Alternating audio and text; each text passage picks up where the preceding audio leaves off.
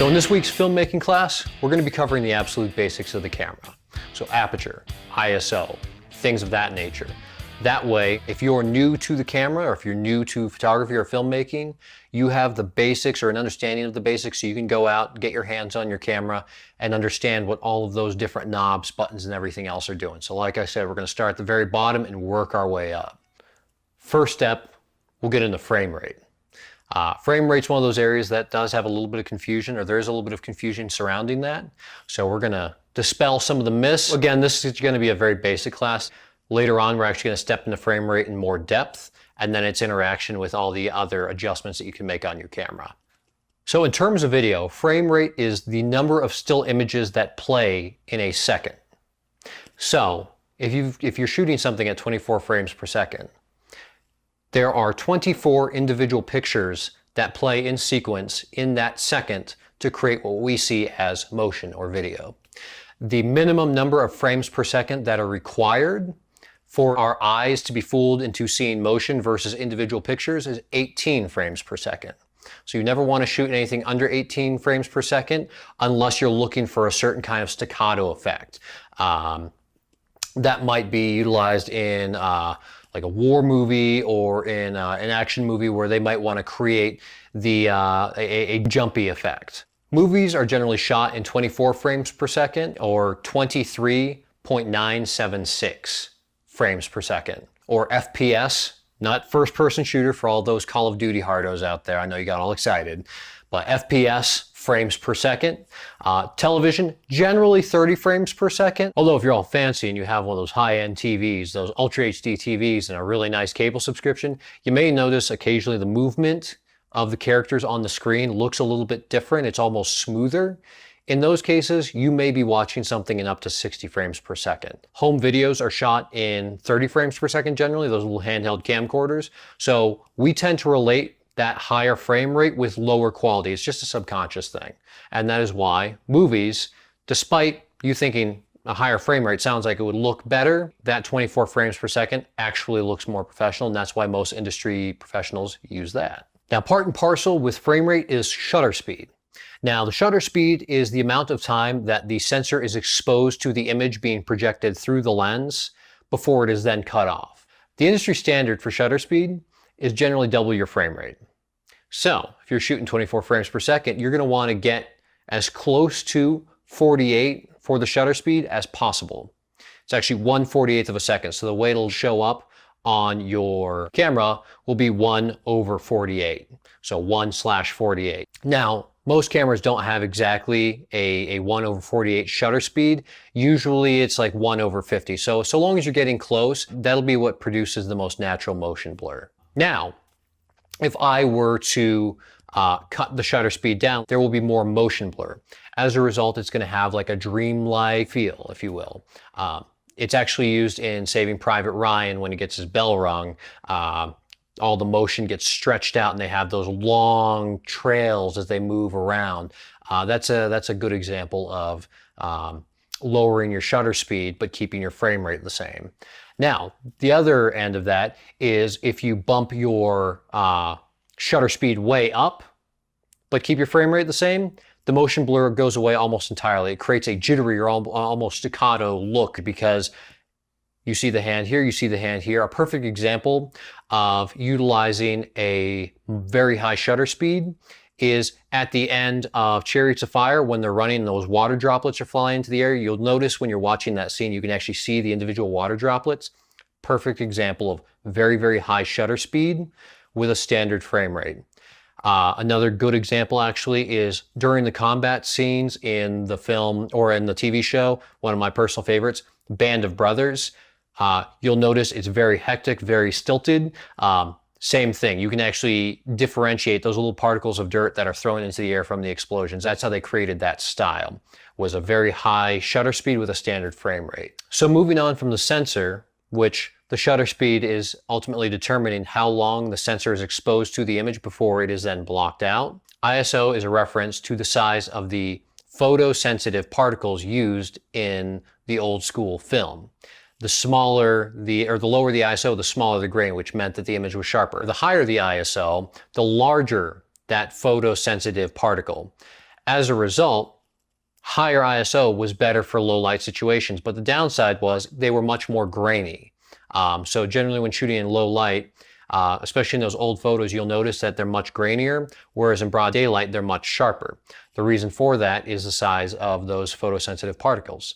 Moving from film cameras to digital cameras, ISO then became a measurement of sensor amplification, or gain. So, for example, lower ISO looks better and performs better in daylight. Higher ISO will look better and perform better in dark situations, so nighttime, things like that. But instead of having more grain, as film cameras would, digital cameras have more noise. The amplification or gain on that sensor has been turned up enough that it's generating digital feedback or artifacts. So we'll show you an example. In the first image, the ISO is set to 100, and you'll notice it's quite sharp. In that second photo, you can see how much noisier the image is. That is because we bumped the ISO to 12,800. Moving on from ISO, which again is a measurement of how amplified you have your sensor, or how high your gain is set, we have aperture. Aperture is measured in f-stops, and it's the measurement of how opened or closed the diaphragm within the lens is. The more open that diaphragm, the more light that is let in through the lens that thereby strikes the sensor within the camera. The more closed the diaphragm is, the less light that is let into the camera that strikes the sensor. Now, the diaphragm is very much like the human pupil. If it's bright outside, it's going to be closed. If it's dark, it's going to be open. It will adjust depending on how much light is in its environment. So, in summary, the higher the f-stop, the more light that is stopped from coming into the camera. The lower the f-stop, the less light that is stopped from coming into the camera. Corny, I know, but hey, it works. If it's stupid, but it works, it ain't stupid. You would generally use a high f-stop if you're shooting outside in broad daylight, because that sun is the largest point of light that there is anywhere in the world. Or, yeah, anywhere in the world. Anywhere in the solar system. Yeah. Space. Science. With your aperture or your f-stop, the lower it is, the shallower your depth of field, which is to say, right now, the camera that I'm talking to is at a very low aperture. So if I reach out, you'll notice my hand's out of focus. It's in focus. And then when I reach behind me, it'll get out of focus again. That's because on this camera right now, the depth of field is very shallow. Now, the more I close that aperture, so the higher f-stop, again, intended for shooting in a brighter situation, my depth of field increases. So with a high f-stop or closed aperture, if I were to reach out here, my hand would be in focus, as would my face, because the depth of field actually increases. And actually, here's this little diagram that kind of breaks that down. There's another aspect to that, and that's at your point of focus. That's the point in your depth of field that is most clear, it's sharpest. You'll notice it's got the different apertures listed, and it actually shows how wide that depth of field is. So this is a fantastic example of what it looks like when you have a high f-stop or a low f-stop, and what the benefits of each is. Each has their own time and place, and we will cover that more in a later episode. Right now, again, we're just giving you the basics. Typically, when you're looking at cameras, a lot of them advertise things called megapixels. Now, megapixels, good for photography, not necessarily pertinent for film. Film is measured in standard definition, high definition, which can be 720p or progressive, or 720i interlaced. We'll explain what that is in a later episode, but just for right now, we're going to explain how resolution breaks down in film cameras or in video cameras, and then that'll give you a better idea of what your camera is capable of and the difference between them. Your standard consumer cameras have a few different settings. Standard definition, or 480p, is what your old tube television used to play. HD comes in two different primary sizes. One is 720, one is 1080, and that's basically the measure of the vertical pixels on the side. And they scale proportionally, and we'll show you a graphic in a moment that kind of explains that. So in this graphic, You're going to see the measurements, and what we'll show you first, we'll kind of step it up so you can see the comparative sizes, how the different definitions break down in comparison. So the first one that you see here is standard definition, and those numbers that you see on the side are the measurements in pixels, how large that image is.